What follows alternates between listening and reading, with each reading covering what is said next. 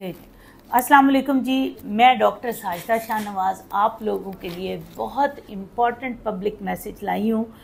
उन लोगों के लिए जो दूर दराज की मसाफ़तों के बाद मेरे पास आते हैं और आप लोगों का ख्याल होता है कि ये स्टेम सेल हो जाएगा। मैं हमेशा लोगों को एक पैगाम देती हूँ कि मैं जब छोटी थी, डॉक्टर बन रही थी, डॉक्टर साहब मेरे साथ डॉक्टर सलमान बैठे हुए हैं, ये डीजी खान में प्रैक्टिस करते हैं। चूँकि एक डॉक्टर हैं, मेरे कुलीग हैं, तो मैं डॉक्टर साहब आपने खुल के बोलना है जो भी चीज़ है, क्योंकि आप अपना पेशेंट लाए हैं। कितने और डॉक्टर्स होंगे जो इसी तरह पेशेंट लाएंगे और फिर वो बेचारे इतनी दूर से जब मुसाफत तय करके आएंगे तो पता चलेगा कि ये काम पॉसिबल ही नहीं है।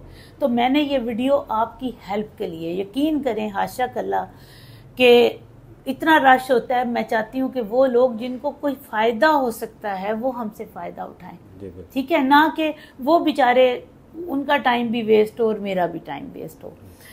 अभी इम्पॉर्टेंट बात ये है कि इन्होंने ये मेरे पास आए हैं, अपना एक पेशेंट है इनके पास और इन्हें पता चला कि इनके अनडिसेंडेड टेस्टिस थे।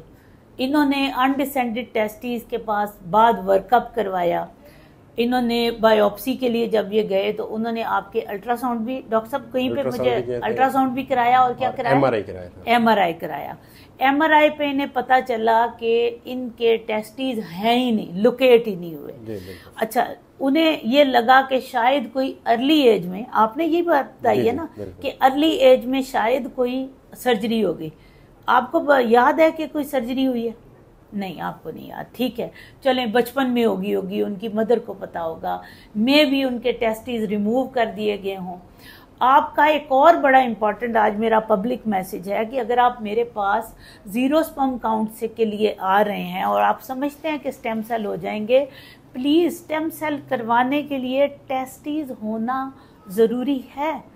अगर आप वर्कअप इतनी दूर से आ रहे हो तो आप वर्कअप करवा लें। अगर किसी ने आपका हर्निया का ऑपरेशन किया है, हर्नियोरेफी की है और पता चल गया कि हर्निया के बाद टेस्टिस ही नहीं नज़र आ गया, तो उस डॉक्टर से भी राब्ता करें कि डॉक्टर साहब आपने कहीं हर्नियल सैक में तो नहीं टेस्टिस निकाल दिया। और मेरा आप लोगों को एक पब्लिक मैसेज भी है कि प्लीज़ जब बच्चा पैदा होता है ना, तो बजाय खुशियाँ मनाने के कि जी बेटा हो गया, बेटे में अगर उसका बच्चे का नॉर्मल साइज का डिक होना इम्पॉर्टेंट है तो उसके दोनों खुशियाँ भी, टेस्टिस भी होना नॉर्मल ज़रूरी हैं। तो डॉक्टर्स को ये शऊर होना चाहिए। हम कब तक छुपते रहेंगे इन बातों से?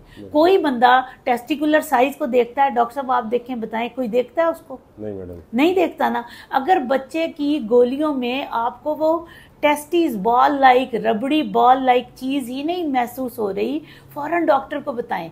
क्योंकि अगर बचपन में आपके किसी ने टेस्टिस नीचे ले आया तो यकीन कीजिए कि आपका इवन टेस्टिकुलर फंक्शन नॉर्मल हो सकता है।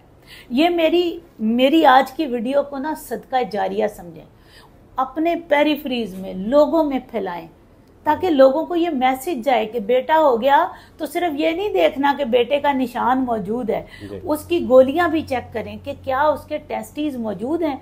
कितने बच्चे आ रहे हैं मेरे पास, यकीन करें मैं हैरान होती हूँ कि इतने लोगों के अनडिसेंडेड टेस्टिस थे जिनके टेस्टिस नीचे ही नहीं थे। काश उस वक्त पता चल जाता। अगर उस वक्त पता चलता तो ये आज मेरे पास जो नौजवान बैठा हुआ है, इसके टेस्टिस जो हैं वो बचपन में ही करेक्ट हो गए होते। फिर अगली बात है कि बचपन में अगर करेक्ट नहीं हुए और आपको कोई डॉक्टर कह रहा है, क्योंकि 99% डॉक्टर्स का यही ख्याल है कि बस जी ऑपरेट कराएं, रिमूव करा दें, कैंसर बन जाएगा, ऐसा होता है? यही डॉक्टर साहब आपने पढ़ा है। इसमें भी अब गलत चीज़ें हैं। आप उसको कैंसर बनने के बाद अगर कैंसर नहीं बना ना, पहली तो बात है जब उसके अंदर कैंसर फूटेगा साइज भी उसका बड़ा होगा, उसका कंसिस्टेंसी ख़राब होगी।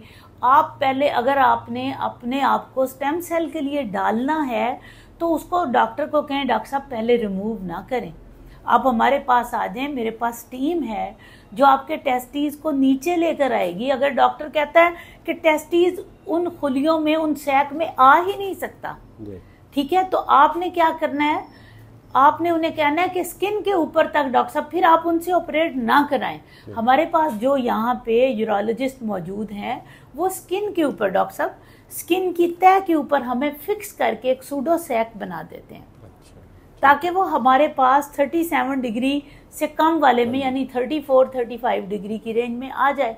अल्लाह ने क्यों ये जो टेस्टीज हैं पेट में नहीं रखवाए, इनको बाहर रखा पतली स्किन के नीचे, क्योंकि इसकी जो अल्लाह ने मेटाबॉलिज्म जो काम करवाना था, इसका जो फंक्शन था वो 34 डिग्री पे था, बॉडी के अंदर है 37 डिग्री, तो बॉडी में वो रह के डैमेज हो गए। अगर उनके साथ उनके सेल 1 to 2% भी एक्टिव हैं तो उसको वो सूडो सैक हम बना देते हैं, सूडो सैक के अंदर स्किन के नीचे लगा देते हैं और फिर उनको काम करने का मौका दिया जाता है और साथ ही उनमें स्टेम सेल ट्रांसफ़र कर दिए जाते हैं। आल्दो इस तरह स्टेम सेल के बाद सक्सेस के चांसेस कम हैं, लेकिन मैं ये नहीं कह सकती कि वो नामुमकिन है। जैसे आज ये मेरे पास आए तो मैं इनको कह रही हूँ सॉरी कि आपके MRI के बाद भी आपके टेस्टीज नहीं हैं, तो अब आपका स्टेम सेल भी पॉसिबल नहीं है। ये मेरा बहुत इम्पॉर्टेंट मैसेज है।